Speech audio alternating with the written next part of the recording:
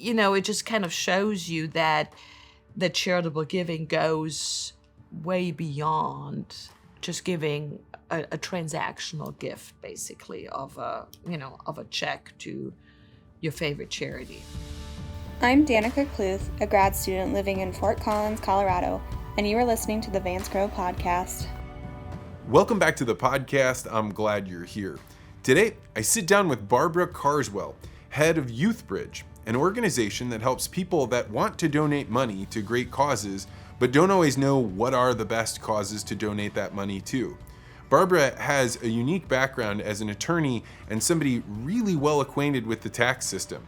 So you're about to hear a conversation about how people that are in this world of philanthropy think about it, how they use that money to be able to create the largest amount of change, and how they set it up so that the way that they donate it is the most tax advantaged. It may sound like kind of technical stuff, but you will get a view into the world that you don't get very often. We're going to get to that interview in just a moment, but first, I want to talk a little bit about legacy interviews. This is where I sit down with individuals or couples to record their life stories so that future generations have the opportunity to know their family history. This week, I had the adult child of somebody that did a legacy interview a few months ago come in to tell me about the experience of handing the autobiography that we created to their father. They said it was one of the first times they had ever seen so much emotion out of him because he was able to touch and hold the book that held his stories, and he now was going to be able to pass this on to his grandchildren, knowing that they would be able to know where their family came from, some of his most important stories, and the things that he believed in the most. If you would like me to sit down with one of your loved ones to record their life story and ultimately turn it into an autobiography in a single day, go to legacyinterviews.com to find out more. All right, without further ado, let's go to the interview with Barbara Carswell. Barbara Carswell, welcome to the podcast. Why does anybody need help giving away money? Well, I think it's fair to say that pretty much everybody who makes a gift or is charitably inclined, interested, does it to make a difference. And I believe often people aren't sure whether what they do, the money they give away or the time they volunteer really does make a difference. And the reason why they feel most of the time that way is because they don't really know an organization very well often. They know what cause they like, but they don't know that the specific organization that they are donating to really makes a difference. They don't have that knowledge. They don't have most of the time to investigate in that. And they just want, like most of their things in their life, to be somewhat happening efficiently without putting too much cumbersome work into that. And so people like me, I believe, who have knowledge of certain communities or certain areas of charitable work can be a really good resource for somebody to kind of alleviate some of those frustrations. So tell me a little bit about yourself. So who do you work for and what do you do there? So I am CEO of an organization called YouthBridge Community Foundation. We're based here in St. Louis, Missouri, and we basically connect resources with community needs. And what that means is we work with donors, and donors are charitably inclined individuals, families, businesses, maybe even partnering with other nonprofits to help get those resources that they have, whether that's cash, money, whether those are certain types of assets that could be used to causes in the community that they are interested in. Because we're a community foundation, our work is really mostly focused on our community, which means the greater St. Louis region.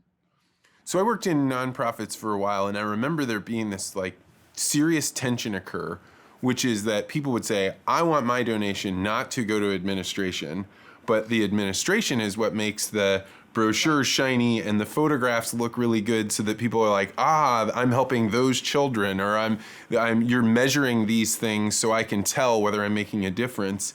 You must face this like tension all the time because people don't want it to go to administration, but administration is the thing that gets people excited or interested about the thing that they're donating to. Right. So a lot of the clients or a lot of the people that we work with, if they discover an organization that they like, and again, because they are concerned about making a difference, so very often they say, I want my gift to go to a very specific program or a very specific project that an organization does, because I am worried that they're spending all this money on overhead. And, there's been a lot of bad press around, particularly some of the larger organizations, that they waste everybody's money. And so I always talk a little bit to them, particularly when they're business people, if they own a business. I show them a pyramid that a consulting group called the Bridgespan Group has developed a few years ago about a nonprofit organization. And it really, it shows the nonprofit, the charity, as a pyramid. And it shows 2 layers of foundation and 1 tip of the pyramid. And so your very basic first layer of the foundation is a good governance structure that any nonprofit organization should have. Like, you're dutifully incorporated, you have your bylaws, you have a board that runs smoothly. And then there's a second layer, which really deals with resilience and sustainability, and that basically evolves around fundraising and a strategic plan, and in building that second solid foundation. And then only on top, on this very small tip, are really the programs. And what it shows is that no organization can function. You cannot have good, impactful, effective programs if your foundation layer and your resilience layer is not there. And so this is where I encourage a lot of our donors to say, well, look, this is what is kind of labeled the overhead. It's really that foundation that an organization needs. And so I encourage donors to make gifts to those layers, because only then will an organization be able to run impactful programs. Having said that, again, and I think that's where I or my organization can come in and help people, is to really figure out, are those foundations well managed and well, run by an organization? Is your board structure effective? Are your meetings run well? Do you have the relevant policies in place? Is there leadership development? Is there succession building? All of those parts that, nobody in a regular business would question as being necessary. For some reasons, nonprofit organizations are under heightened scrutiny. Yeah, I think there's a clearing pressure in a capitalist market where you're like, oh well, if you don't do those things well, your company fails. But a nonprofit could persuade people to thinking that they're doing well and not have those things in place. That's right. Well, although there is there are very strict public disclosure requirements. So every nonprofit needs to fill out, every nonprofit, unless they are associated or connected to a church, needs to file a tax return. A nonprofit doesn't pay taxes, but they still need to file a tax return. And that is really for disclosure. And so, you can, if you take a closer look at those public documents, you can discern and see, at least if they have the basic requirements for good governance in place. But I also do believe that, that when I look at a business, at a for-profit business, and the amount of work and the setbacks it takes to develop good products, when you think about a nonprofit, they are always expected to have programs that are, we call that in our world evidence-based, but that are proven to be impactful and do the right thing without or with really having a very difficult time for somebody to pay for that path to get to those products. That's true. Like I see, because when you're running a business, you're like, we tried that thing and it didn't work, Correct. and we had some people running that program and we had to get rid of them, and that took some time, and that put us setbacks. But as long as you keep going, you're okay.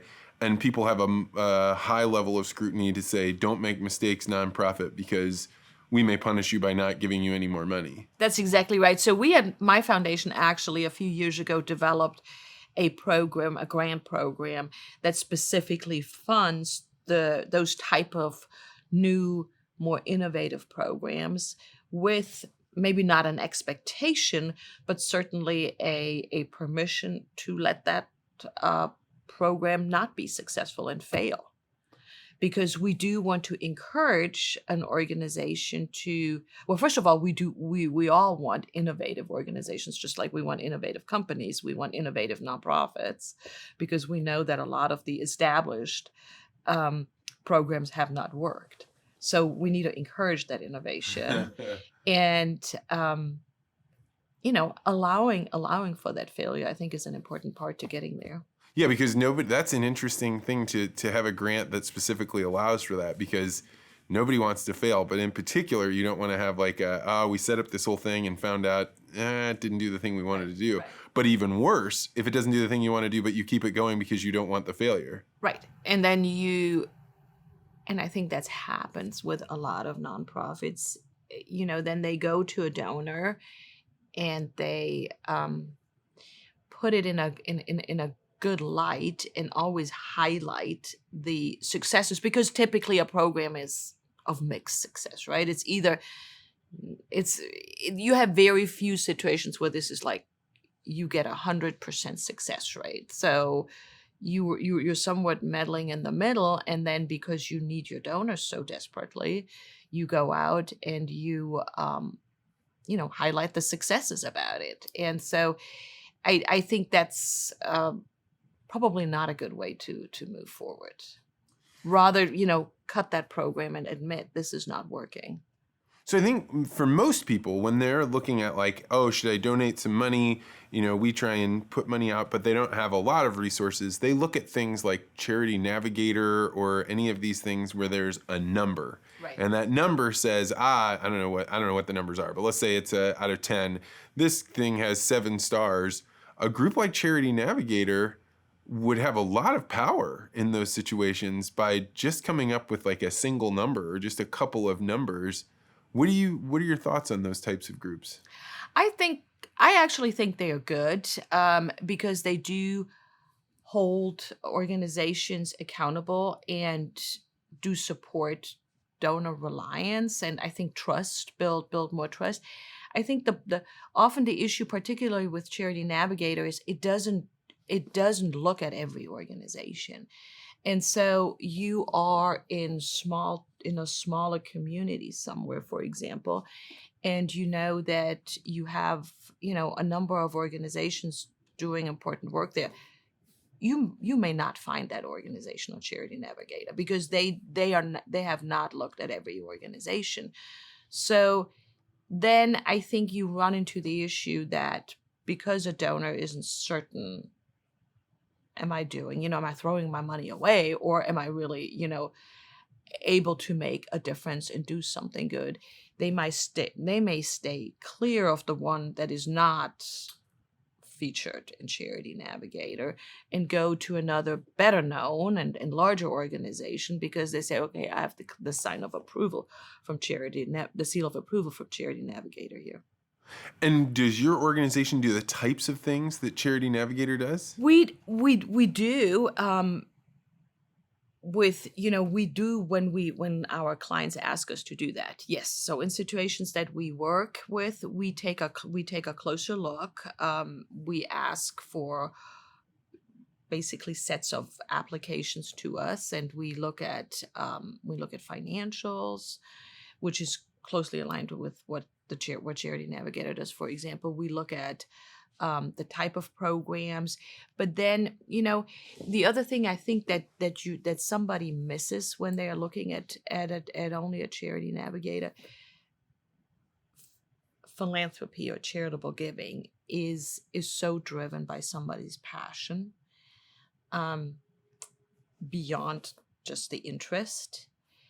And I think matching the right organization with someone's passion is something that you can't really do just by looking at a sheet of, a screen or a sheet of paper that gives you a rating about an organization.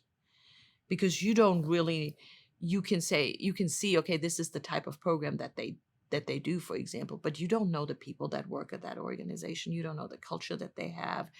You don't know, you wouldn't be able to say, I can somewhat, these are the type of people, in addition to the type of work that they do, that I really want to support. I think that's a piece that is missing. Yeah, because I can imagine if you're representing a family trust and they say, hey, we've put money in here that we want to give away, the people in that trust want to find the projects they're passionate about, the things that they care about, homelessness or kids without dads. But like, how are they going to take the time away from their regular jobs and the things that they're focused on to figure out what's really going on at these places? And so then you have this challenge. We have money to give away, but we don't know who to give it to. That's exactly right. And often they also feel not comfortable maybe asking some harder or critical questions to an organization. They sometimes don't feel comfortable saying no. They sometimes don't feel comfortable coming back and saying, hey, I gave you money for this and that, and you didn't really do it. You really didn't do what you said, or you didn't do it in a timely manner. And so that's where we come in. We can be kind That's of your job. the bad guys in between. Is that right? Yes. And it takes an enormous burden of people, because I have gone with donors. For example, the one situation that vividly comes to my mind is I work with a donor who supports the school that her daughters attend, high school that her daughters attend. And the school fundraises, a private school, and so the school has fundraisers, and they obviously know that this is a family that can donate and that does donate. So they have meetings, and I think my client is sometimes uncomfortable in this situation where the girls are at that school, you're sitting across from the headmaster, the fundraisers of the school, and yes, you want to give, but you may not want to give as much as they ask, and you don't want to be the person who says no. And so, me being there, I can ask the critical questions, the difficult questions that would give my client be able to have my client make a more informed decision. I can be the one afterwards calling saying, no, we're not going to make that gift. And it's not only that is not my client making the gift. Typically the way that we structure gifts, for example, with funds at my foundation, also helps, because it wouldn't be ultimately coming out of the client's personal checkbook at that time, but it would be a gift from us of one of her funds at our foundation. And so being able to say no, and to clearly say no for whatever reason, I think puts her in a much more comfortable situation that she would have been able to make, just on a one-on-one conversation. Yeah, I think anytime you have a proxy that can be like, well, it's not me, I'm representing somebody else's interests, and I'm just helping you to know what they want.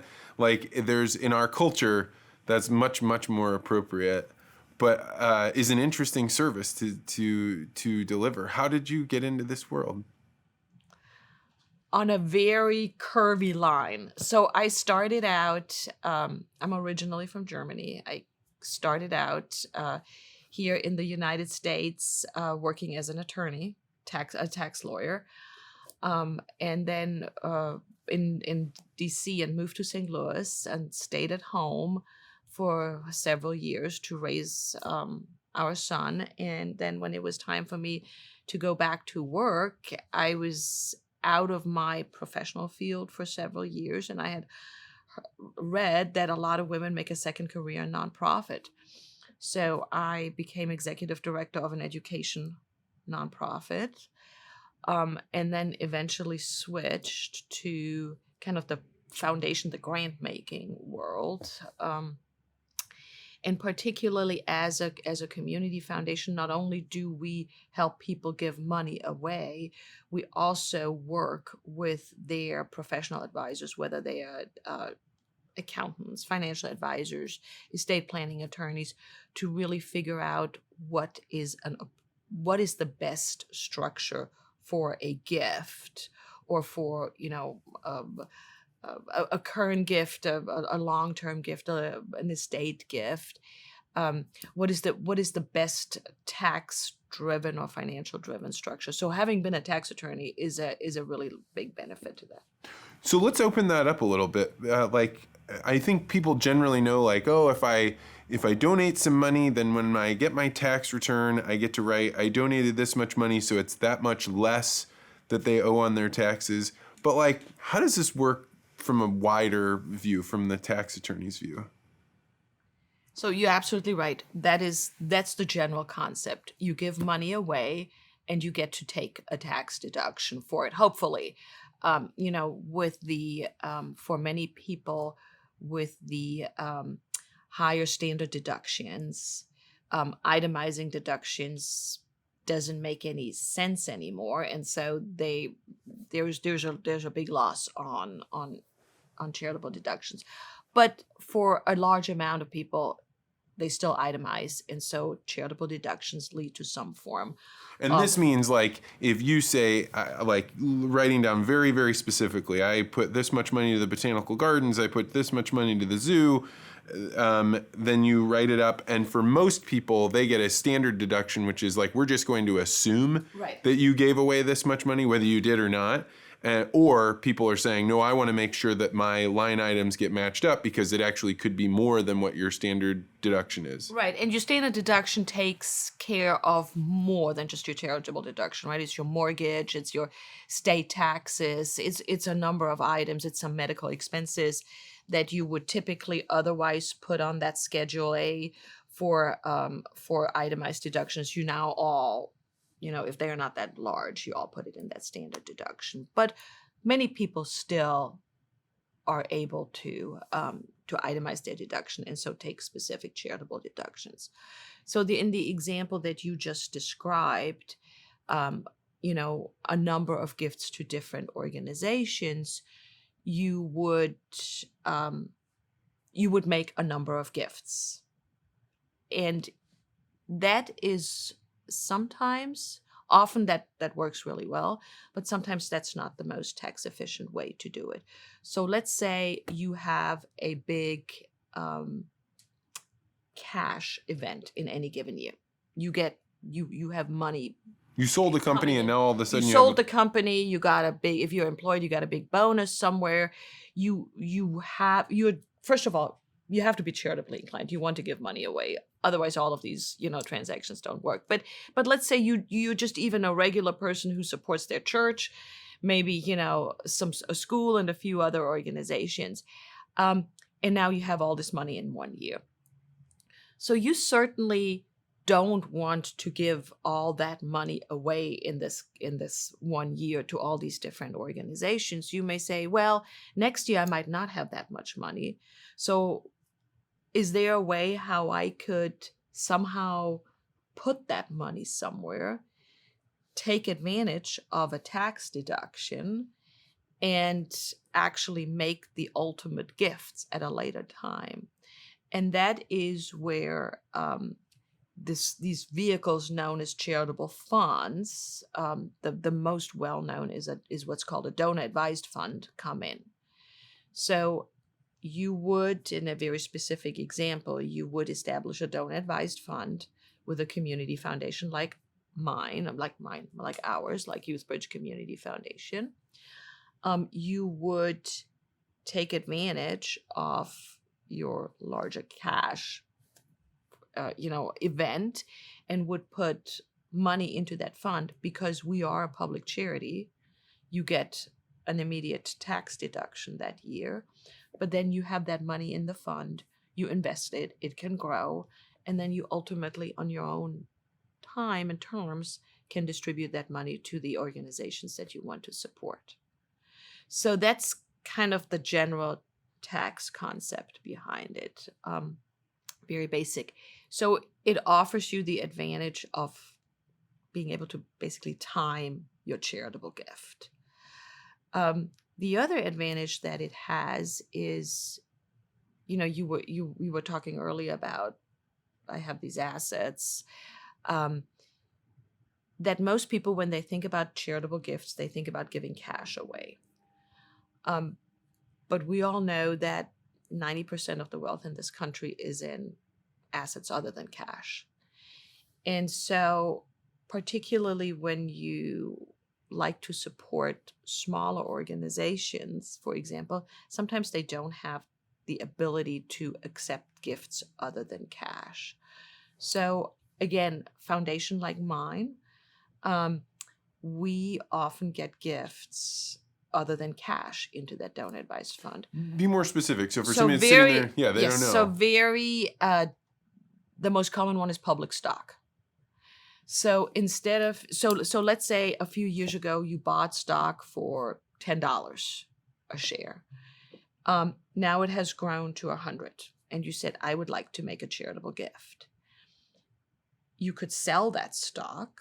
You could have $90 in gain. You'd have to pay capital gains tax on that. You'd get a tax deduction for your $90 that you are ultimately, giving away, but you'd also have to pay capital gains tax on that. So if you donate the stock that's worth $100, the organization that you support gets a $100 gift, because they are able to, they take the stock, then turn around, sell it, so they get, $100 worth of gift. You are never taxed on your $90 in gain, because it never hit your You never took books. A capital gain on it? Right. Okay, all right. And you also get to take a $100 tax deduction because you made a $100 charitable gift. Oh. But that, most organizations by now are able to take these kind of gifts, but there are still some smaller ones that don't. So again, running that through a fund, running that through a donor advised fund, for example, is a way how you can, take advantage of that type of assets. But you talked about a business, for example, business interest. So you can actually donate a part of your business, a share in your business. So we worked with a client a few years ago that transitioned his business to his son. So he set up, and he was charitably inclined and knew that out of the proceeds from that sale or transition to the next generation, to his son, he wanted to have some money for charitable giving set aside. So that the business created a certain class of shares. They established a donor advised fund. They donated, or they contributed the shares into that donor advised fund. We held the shares for a while, and then the company, which was then now owned by the son, redeemed that stock back, for a certain price, and funded the donor advised fund with it. So there are a number of situations, particularly in business transitions, that charitable giving is actually really a really good way of, minimizing your tax exposure. I've heard people talk about the value of donating art, and that this is but I don't, is it just the same as donating stock, or how does it work? Yeah. So donating art and donating stock, a lot of it depends on the amount that you can deduct. Because as I just, showed you in that example about that stock gift, stock that you bought for $10 and that has grown to $100 has this inherent gain of $90 that you want to avoid having to recognize for tax purposes. And in the case of stock, you are able to take that full $100 value that you made as a gift, as a deduction. With art and other pieces of what we call tangible property, so, things that you can grasp, see, there is a criteria of whether you donate something that can be used, that is necessary for that organization's mission. So a piece of art that you donate to a museum, for example, to an art museum, for you as a donor will be treated differently for tax purposes than when you give this piece of art to a food pantry that then turns around and sells it. Because, in that latter case, the food pantry is not using the art to carry out its mission. What that means for you as a donor is if your piece of art is now worth, $1,000, for example, you bought it somewhere for $100, you only get to deduct $100. If you donated it to the art museum? No, to the food pantry. To the food pantry. Yeah, right. If you donated it to the art museum, then you get to deduct the value of it because it is carried on in that organization's, it is part of that organization's mission. But if it's donated to the food pantry, which really doesn't need the art to carry out the mission, it needs the money, the value from the art to carry out the mission, then you as a donor only get to deduct whatever it costs you to. Oh, this is interesting. And I would imagine there are, games make it sound not like on the board, but you could probably set up situations in which you give it to an art museum and you still own it for a while while it's appreciating, but they're taking care of the art. Right. There are all these structures. And I will tell you to, all your listeners on this podcast, you always have to be very, very careful when you donate, particularly pieces of tangible property, but also, more complicated assets. You have to be very careful when you do that to really work closely with your accountant, because in addition to what is the appropriate amount to deduct, there are also reporting requirements that the IRS is really, really strict about. And so you can just miss what you think is a very small formality. And there are enough court cases out there, and they can result in a huge loss of your expected deduction. Like what? What's a tiny formality that somebody didn't take care of? That you need for gifts like the art or other pieces, you need appraisals, for example.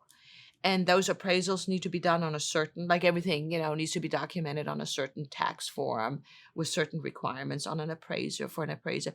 But they also need to be done contemporaneously at the time of the gift. So you have to meet a certain time frame. You can't get something appraised and it's like, okay, yeah, 3 years ago I had this appraisal and now I'm going to donate that. So there are very specific requirements that all need to happen and that all need to come together at the right time to really make these types of gifts to be recognized as a charitable gift and expenditure.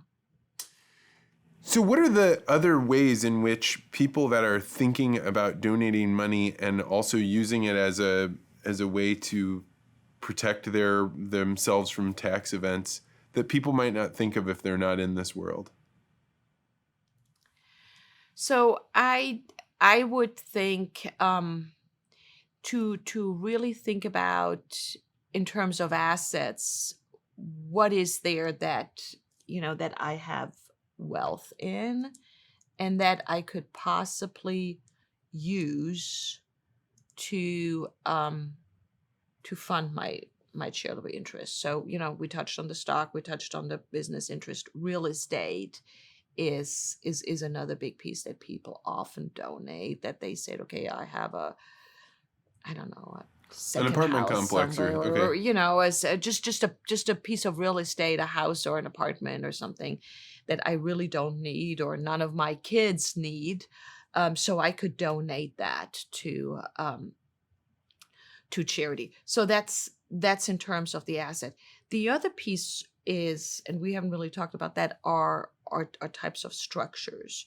So think about saying, yes, I would like to support whatever organization, particularly as I get older, though I also need money. And I'm worried about if I give, that money away now, I won't have. I end up living till I'm 100, and now I'm not going to have access to that money. So Right. Or I want to provide for, I don't know, some other person, even still in my lifetime. So there are certain structures that you can do, whether they are trusts. There's what's called a charitable remainder trust, but there's also a what's called a charitable gift annuity. That are structures where you actually make a gift, and the gift that you make to the charity is paying you back for certain terms of years. So in the sense of a gift annuity and a trust, they are just set up a little bit different as legal structures, but the concept is the same. You contribute, let's say, $100,000, either directly to charity or to a trust that then pays out. You get money back during your lifetime, or you and your wife get money back during their lifetimes, or a son or whoever you set this up, or a nephew gets money back during their lifetime or for a certain amount of years. And then the remainder of that goes to charity. So it's not often a question of, okay, I have to give it away all at once now, or and part with that money completely and never see it again. There are these type of structures where you actually give the money away, but you, for a certain amount of time, get to keep some. There is that situation also for a house, for example, that you live in right now. You say, I would like to give my house that I live in ultimately to charity, but I need to live in for that house for a while still. So you can give that house on today to charity, but you can retain a life interest in living in that house. And so then you could take the tax deduction in that year when you say, hey, I'm giving this away. Let's say the house is worth $200,000.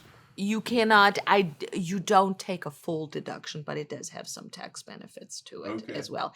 And this is actually a way how, a lot of people, for example, fund going into a retirement home, if that retirement home is run as a nonprofit organization as well, because they donate that house. They say, okay, 10 years down the road, I am going down into that retirement home.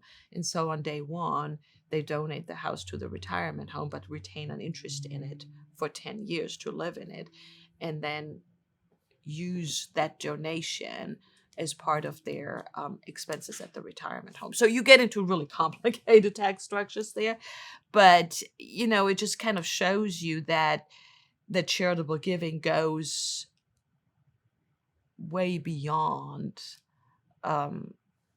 just giving a transactional gift, basically, of a check to your favorite charity. And if you were giving away your house, just like the art to an art museum, but if you were giving away your house to be used, so let's imagine, hey, I'm going to use this house is now going to become a place for disabled children. Right. Does that change the nature of the gift in the same way that art does? Whether it changes by, well, I don't know. No, I don't think so. I think real estate is, in terms of you give the house to an organization that would actually really use it for their for their mission and their purpose, yes, you get it's basically treated like stock. Okay, Yes. That's for the value. And then an organization, plenty of organizations get houses that have no need for it. We have received real estate that just as a gift to fund the fund. And then again, we turn around, and those organizations would turn around and sell that property. I will say you often get a phone call from people that are interested in donating a piece of real estate to a charity. And then it turns out that the real estate itself is really not that valuable, or it's not that sellable. And you don't want to, you'll have a hard time donating that. I see. Because somebody might imagine, hey, I don't have to go through the trouble of selling this property. I could give it away. And then the place getting it is like, well, we don't want to have to. Well, and there's a lot of costs associated. Right? Yeah, you got to pay taxes, and you got to make sure it's maintenance and insurance on it. Right. So you said you were an executive director, which means you are on the side of the fence where you are needing money from other people, from the generosity of other people. Let's talk about the experience of the person that is a development director, right? They're trying to develop relationships. They're trying to build the opportunity to ask for money. Excuse me, can we pause for a minute? Yep. For a restroom break? Yeah. All right. I'll be back in just a moment. Okay. Sure. That's actually really interesting.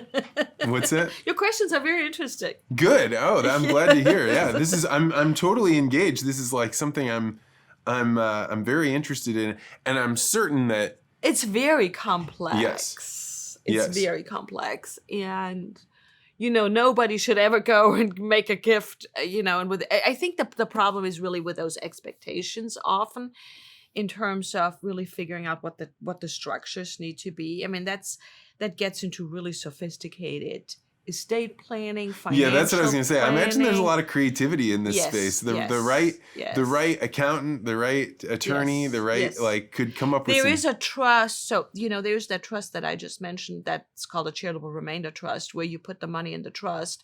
You get the people, whether it's you as the donor, the grantor, or others, will get money for their lifetime or a certain amount of years, and then the remainder goes to charity. There is also the reverse, where you set up a trust, charity gets money for a certain amount of time, and then the remainder goes back to you as the grantor. Oh, wow. And people use that. That is so complicated. You have to have the right interest rate structure, because the whole deductibility of charitable deduction, right? This is where you get into this time value of money, and what can I deduct at that certain amount of time. So you need to have the right interest rate environment, as well as certain type of assets in there.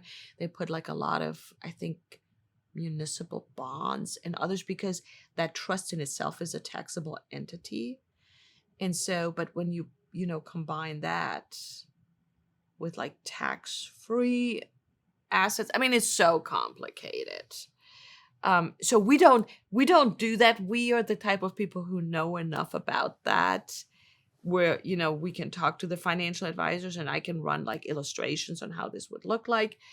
But we are the recipients often of these charitable payouts, because when you think about situations like that on day one, when you set this up, what charities you want this to go to is really not likely. You may know, okay, I want this to go to these, maybe 2 or 3 charities. There may be others, there may not. So if you let all of this go into a donor advised fund, you're much better off, because then at a later point, you have the charity that's the recipient officially, i.e. the donor advised fund, but you take your time to really then say or figure out where you want this ultimate gift to go to.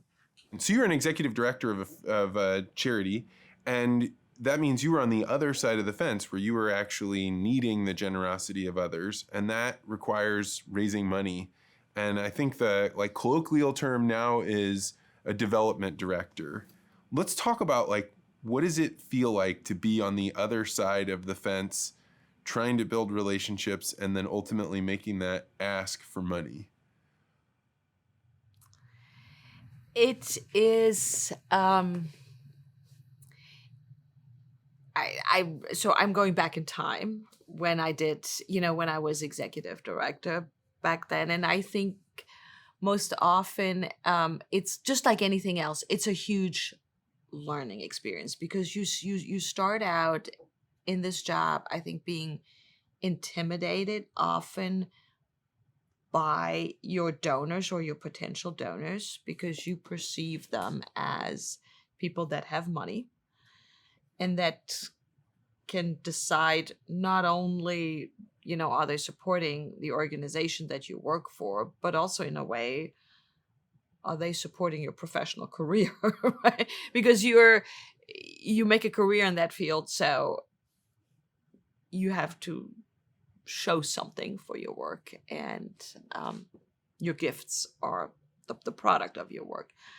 So I think people are often, when they start out, are really intimidated.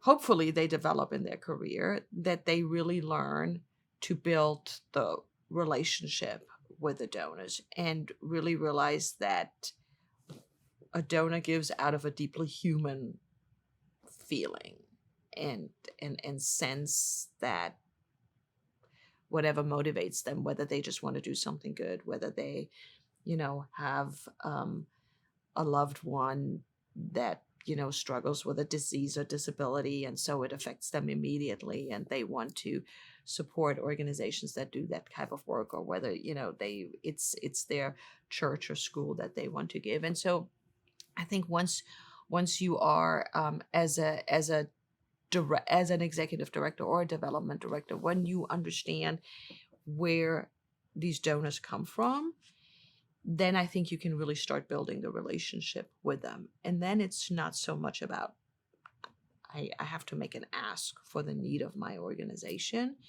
It's kind of you really able to turn that around into saying, I'm really wanting to help that donor because I know we're the right organization doing that type of work and carrying that mission that person is passionate about and wants to support. And so your transactional, I'm going to make an ask, is really going to turn much more into a partnership or quote unquote friendship where, you tell your story and about the work that you do, and your donor will say, yes, I want to help them. I want to be a part of that. I want to be a part of them. I want to help them get to where they need to get. That transition you're talking about is remarkably similar to sales, right? Where sales is really transactional if you're saying like, hey, I have this widget and I want to see if I can get you to pay for this widget, versus like, hey, this widget solves a problem that you have, and let's find the right way to get this widget integrated into what you're doing. Is development sales? It is. Part of it is sales, but it shouldn't be really. That's not, that's not the good piece. I think, to be fair, you probably have to start off in a way because you have to figure out who are the people that, you have to find that person that is interested. But in the long run, if your strategy, and it's not a sale of a gadget for a nonprofit, it's typically kind of that, there's this huge need out there, come and support the need. That's kind of, I see as the equivalent to, that gadget widget that you are trying to sell. And you need to be able, yes, so in that regard, I would say that is that sales component. But you need to be able to say there's a need, but you need to now be able to really turn that into really helping your donor. You're a development director. You're just starting out in your career. How do you find people that want to give money away to begin with? That's that's always a struggle for somebody. You really should start, and I think there's always the notion And particularly you get that from a lot of boards saying, we need to find new donors. We need to find more donors. We need to find new donors. And so maybe that concept of just going out and finding all these people is the wrong point to start. You really should build on the existing relationships that you have. So whether they are with your existing donors, that you want to see, well, Joe Smith really likes what we do, and Joe Smith has been very supportive of us, but nobody has really ever gotten to know Joe Smith. And I'm going to spend some time in knowing him a little bit more. And so, because you do that and because you really understand Joe Smith and what he's particularly interested in your organization about, so his $100 annual gift may now turn into $1,000, for example, because he really gets to know your organization so much better. So that is one way to start. The second start is go to your board and see, people that have joined a board of an organization typically do that already because they have an interest in the organization. So there is for a lot of organizations an expectation that a board member contributes financially. But again, that expectation is very transactional. So getting to know your board member and really understanding why are they on there? Why are they on this board? Why are they interested in what we do? Helps you potentially, to raise some more money from there. But they also, you start to develop your board members into being really good ambassadors for you as an organization. Because it's one thing for a staff member to go out and find the people and, build the relationships, make the case. But if you're a board member of an organization and you go out to dinner with your friends and you say, hey, I'm on the board of this organization and I'm really, really passionate about that organization. And let me tell you about, why I like them. And you say that to your friend, you're not really asking them for money, but they may get really interested and excited as well. And so that kind of developing that, we call that in our world as this professional term of a whole culture of philanthropy in the organization, that really saying it is everybody's responsibility to go out and build the relationships that bring the support of your organization, I think is an invaluable tool for a development directed to find new sources of money. Yeah, did you watch the show Mad Men at all? I did. So one of the most fascinating scenes I remember, because I worked in nonprofits and have been on the boards before, is they approach Don Draper and they say, you've just been invited to be on a board, right? And this is a big moment because they're saying one of the benefits of being a part of this is that you will get to meet other people that are spending their times on boards. Right. Is that an accurate representation that people get to be a part of like a different side of culture when they're on boards? I think for some organization it is. In the nonprofit world, just like in so many other aspects of our lives, there is really a difference between organizations, between what I would call maybe the institutions in a certain community versus the smaller organizations that are often grassroots or work more in the trenches. And so people that will join boards of certain well-known institutions, I would say go in probably with that expectation that there is a lot of there's a lot of opportunity for kind of networking at that level. There are also often very high financial expectations from board members to contribute to the organization. So it is certainly, I think and that's probably the type of board that, yeah, they were doing it. That Don Draper was going on, versus more the grassroots, smaller organizations. that often get board members really for their professional expertise. So, we all have, I mentioned that earlier, right? The good governance structure of a board. And so part of really probably the most important responsibility of a board member is to make sure that the financials of an organization are sound. So you do need to review a financial statement every month or so as a board member. You will want to have a CPA on a board typically who can, read a financial statement, understand that. You will want, I don't know, depending on what the mission of the organization is, maybe somebody who works in that field professionally. You will want to have a lawyer on there.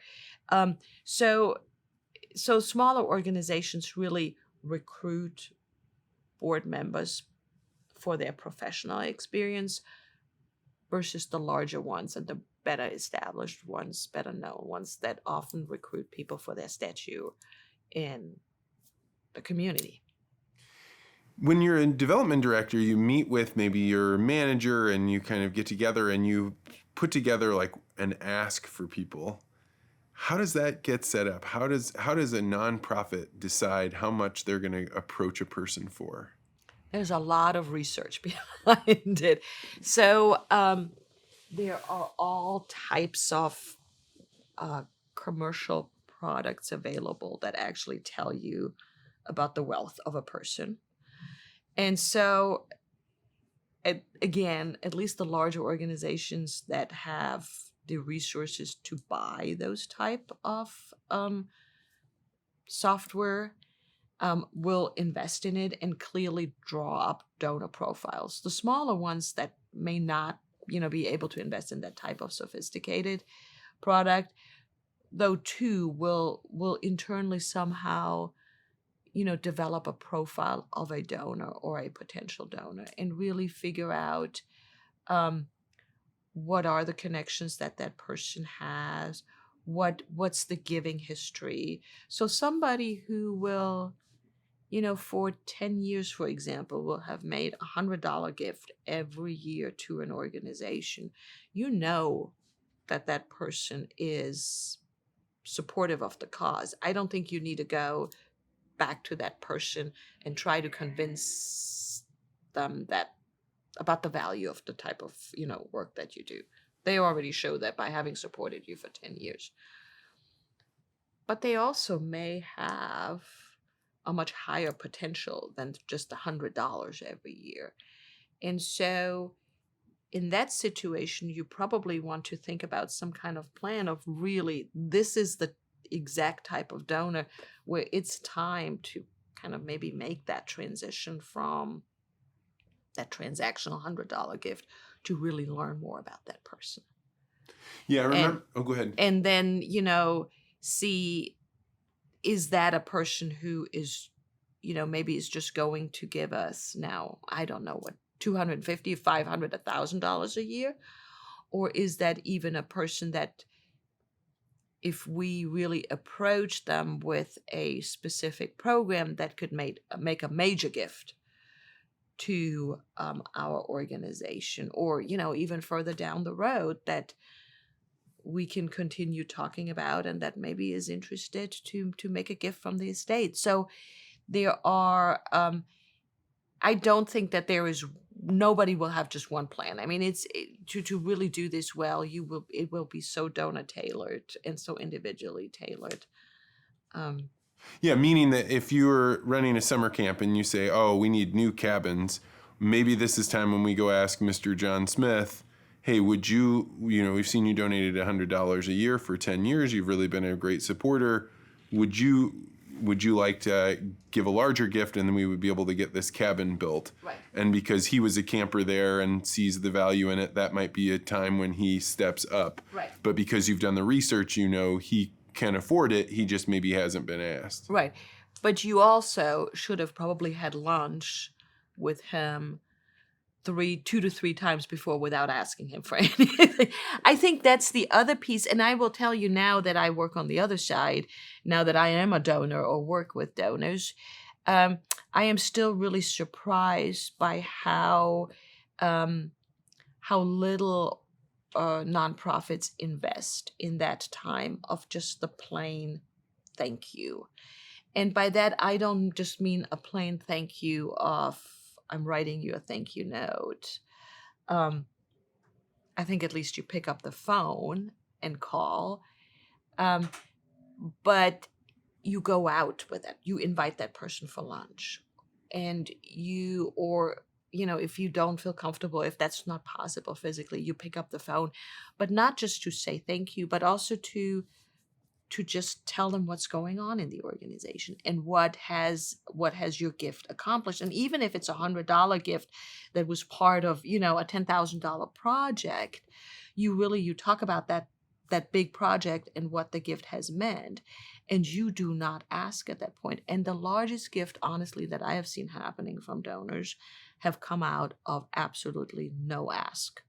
It is just that an organization has taken the time to thank and appropriately and keep that donor informed about what is going on in the organization and how their gift has contributed to it. So I'm super curious though, if you are a donor and you know that people see you as having a lot of money and you go out to several lunches with a person that's trying to raise money, in the back of your mind, are you like, here comes the ask, oh, here comes the ask, or Right. how does that Right. go? Oh, I'm sure. I'm absolutely sure. But then how nice it is if you don't get asked. Is it nice? I think it is nice often, because I do think that you do want to eventually being asked, right? But you don't want to go and see somebody once a year and say, okay, here's exactly that situation, what you just described. They are super friendly to me because they know I have money. They take me out once a year. They're going to ask me. How refreshing is it, I think, because you can always say no if you don't have the time, and just be taken out, or write a letter and just tell them what's going on. I will now go back to our to the start of the conversation. I think again this is where the help with the giving can come in, because I as working with donors know a lot about them than any individual organization does, because you also always have to think about, when you think about your own charitable interest in where you give to, you don't just give to one organization, right? You give to, I think the average is like 5 or 6 that organizations that people give to. And so I, as an advisor, know that donor and know that person's entire interest and what they like and how they like to interact. So as the intermediary, I can also work with the nonprofits and advise them on this is really what this donor is expecting. And so I think I've helped a lot of organizations that way, of saying, look, I work with a donor, for example, for whom it is extremely important that people take the time to, go out with him and tell him what's going on, that people don't just send a 3-line email saying thank you,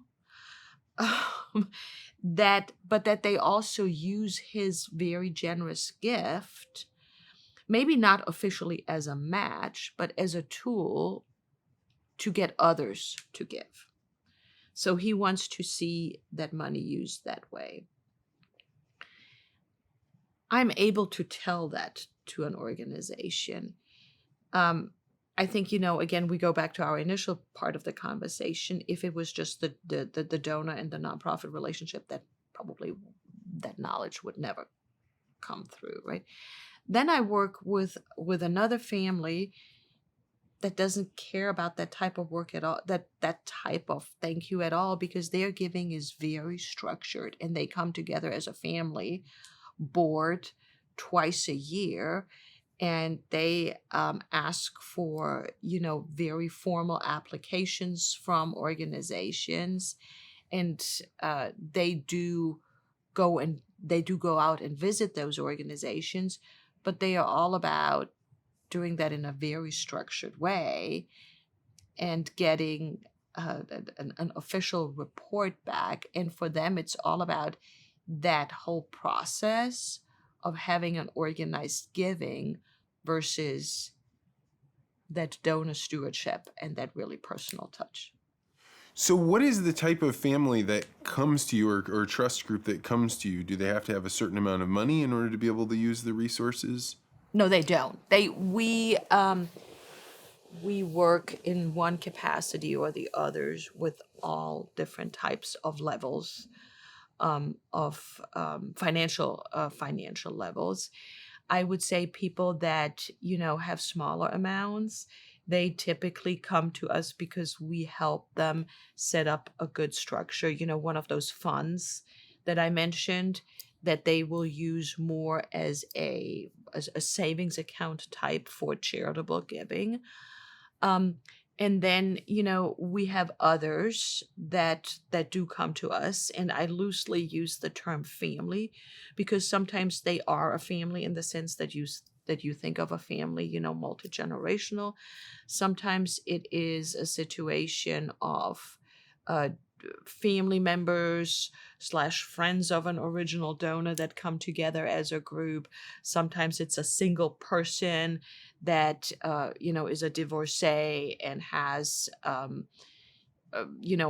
children that are not yet involved in the giving. So it is all different types of really donors that come and that we help. And again, it's very, very specific about somebody's situation and about somebody's wish and intent what to do with money. So let's talk about that. When people come to you, do they already know what they want to donate to? Some do and some don't. The ones that do, some of them, again, don't require a whole lot of our help outside of just basically using our platform to do this in an efficient way. Others know exactly where they want to give to, but are not organized. And so we help them put all their giving together in a more organized way, even if it's just putting together that fund where everything comes out of one pot of money and showing them in big spreadsheets of, here's where your money goes to these specific types of areas and an organization that helps them gain an overview. And then you have others that come and say, I'm interested in, for example, early childhood, or I'm interested in education, or I'm interested in helping the homeless. And then we start working with them on helping identify what are, organizations that they may want to support. So you've been you focus on the St. Louis region. I've been living here for about 10 years. St. Louis seems like dire straits in some ways, particularly downtown. What do you see about the needs that are going on in the community that somebody that's not doing your work might not see? There are a lot, and I agree. There is, it seems to people we always read the bad things about St. Louis, and we certainly have so many problems, and particularly around violence that make people really feel very pessimistic about St. Louis. But I can also tell you that there is a lot of work going on that, and a lot of good work and a lot of momentum. I think that is that I'm hopeful that ultimately will lead some results. What I think that people often may not know or should think about is really, a lot of the problems that we see are symptoms of rather than they're symptoms of something rather than really the root cause of it. So we as a foundation focus a lot of our work around children and families. So I believe education is obviously a critical piece of a child's life. And starting early, we know, is, children that start early in a good or decent education are much more likely to be successful later in life. But I always go back to the situation where a child cannot even learn if it's not connected to its family and not connected to the community. So a lot of work really needs to go on at a community development level. I'm very excited. We as a foundation do some actually of our financial investments now in communities. I think housing, when you think about the city of St. Louis, there are some really, areas that have a lot of empty lots, rundown houses. But when you look at a lot of these places, people live there, children live there, families live there, and a lot of the housing stock is really actually pretty housing stock.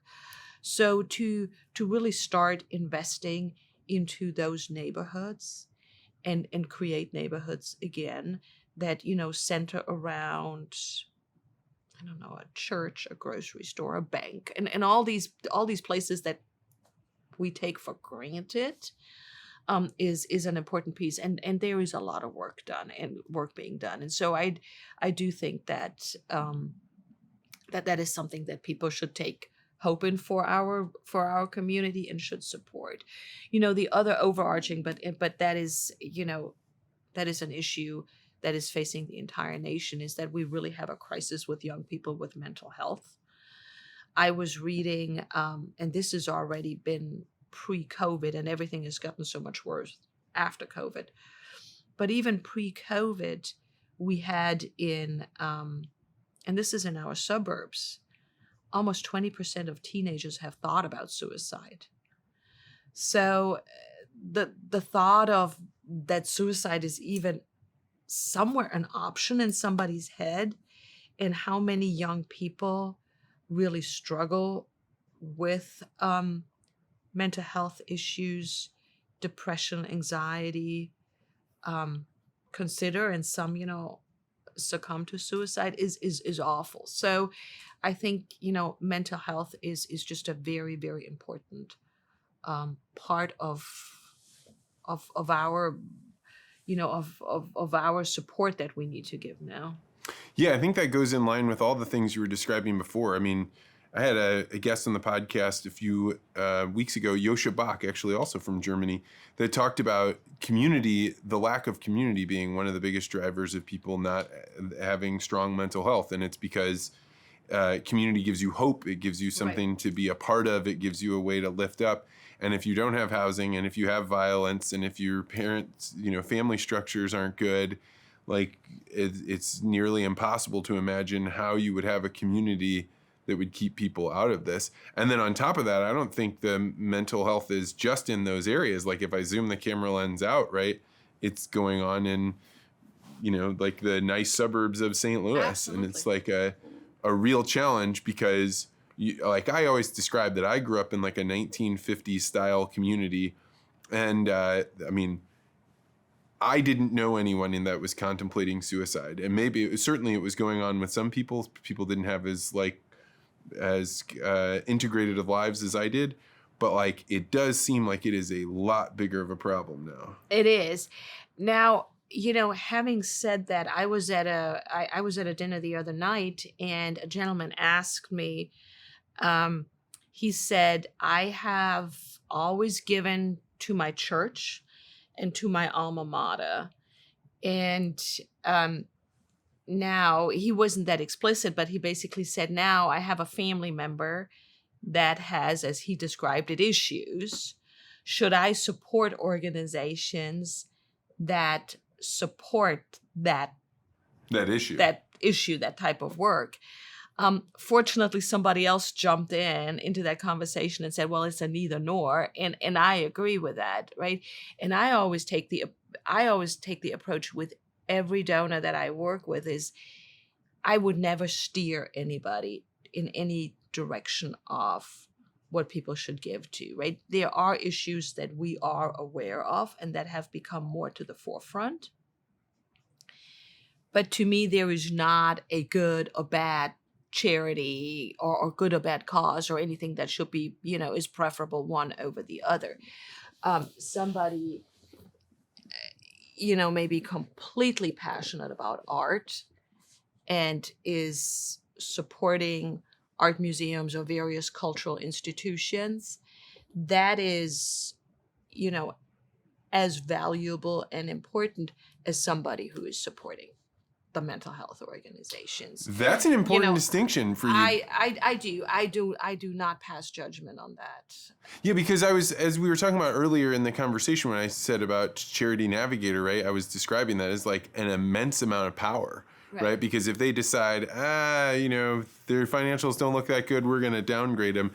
That could really leach a lot of money out of an organization. Maybe it's a good thing, but like it's a lot of power. And in your case too, right? If people are coming and they're saying, we trust you to help us get our money towards the activities that we think are benefiting the world, and you are picking and choosing, that's a lot of responsibility. Right. Where I do pick and choose is within that certain field that, the donor that I work with has identified. Because I do believe that there are organizations that are stronger than others. Mine is, and I am a little bit in that Charity Navigator field. I look at organizations very much from a financial perspective, because I do want to tell my donor, I want to make sure that when somebody supports an organization, that organization is going to be around. Mm. We can all have different opinions on effectiveness of programs. I think you have to be such a specialist in a very specific area to really say one specific program is better than the other. And again, let's go back to art, because then it's really easy, right? So you have the contemporary museum versus a traditional museum, for example, that you want to support. Right? There is not one that's better than other. It's very different types of art. But what I would be looking at is the contemporary as, is the one museum financially as sound and resilient as the other one? And if I see that it's not, because, for example, they don't have any reserves, they, constantly run deficits, they just, basically survive on an annual appeal and a goal that they have to meet every year, I would not recommend that organization to my donor. So, because I would just say, because it'd be horrible if their art went up for auction to pay debts and they would go out of business. Yeah. So, that's that type of recommendation. Yes, I do that. What an interesting world to have to be in. How do you keep track of all? You must go to a lot of lunches. I do. I do go. Yes, it was quiet during COVID. Now it's picking up a little bit. Yes, I do go out a lot to a lot of there are a lot of community events, gatherings, groups that I belong to. Are you a social butterfly? You don't strike me as a social butterfly. I'm not antisocial by any means. No, I do like to go out. It's really mostly about learning, what's happening in our community, who's doing the good work, sharing with my peers at other foundations. So yes, there is. I am out and about a good bit. Well, I think you'd have to be, in order to know what all is going on. There are so many organizations. What are the types of organizations that you think are in a community like St. Louis that people don't know anything at all about?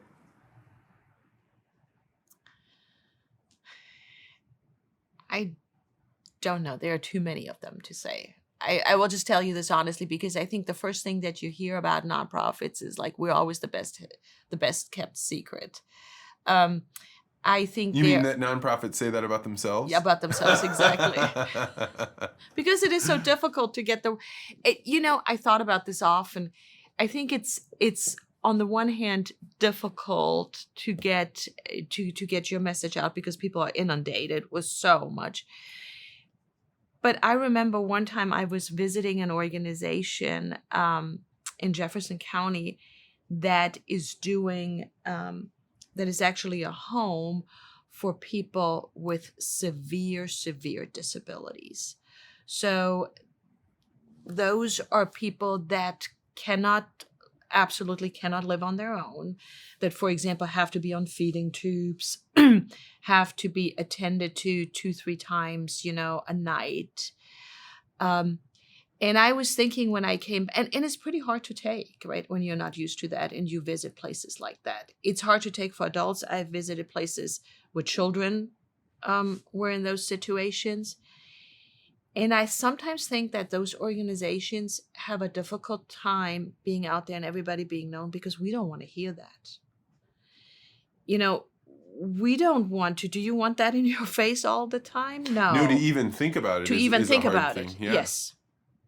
And so I think sometimes it's not that organizations are doing terrible work in their marketing.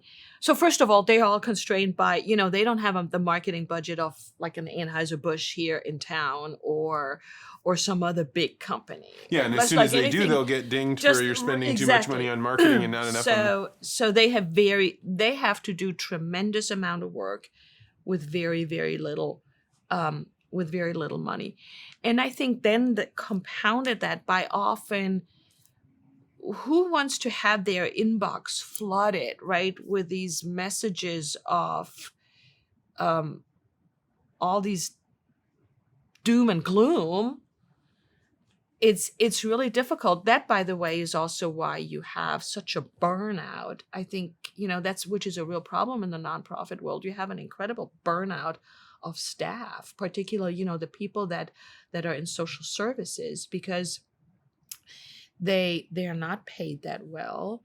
They have very difficult jobs, and it takes an emotional toll to take. Gosh, your example is really good because it's visceral, right? And I think of the person, they're always like, tell your story, tell your story, tell your story. And if what you're doing is telling the story over and over and over again about people that are severely disabled and that have to be cared for, and I've been to mental health homes where like the yelling itself, these are not things that the people can control, but it's like unnerving. And if that's the story you're telling over and over and over again, that's going to leave a mark on you. Yeah. I never forget. And I'm in that good position. I'm the one funding those organizations. I don't work in that environment all the time. But I remember one day I was visiting 2 or 3 organizations the same day.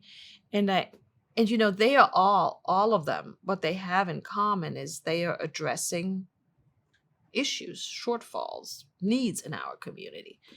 And so I went from one situation to the next, to the third, and I came home and I thought, this is awful. I just, I can't do that much because you start, and then I think I went out that night for dinner with my husband, and I saw all these people sitting around having a jolly good time. And I'm thinking, that's really, do they even know all the things that are happening and that are going on?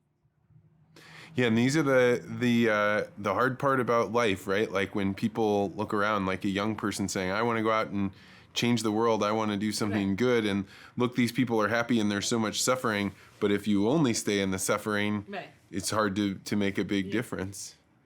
Well, Barbara, I had no idea where this conversation would go, but I'm so glad you came in. Good. If people wanted to learn more about your work, YouthBridge, or just in general, where could they go to hear more from you? The easiest place is probably just to go to our website. It's called youthbridge.org. And, there's all the contact information. If somebody really, likes what they see, absolutely give us a call. We're a small team and super accessible and always really excited to talk to people. Yeah, and I met Barbara because she gave a speech at an event, and I was like, man, she's really poised and interesting, and so we called you up, and here we are. So thank you so much for coming on. Absolutely. Glad to have made the connection.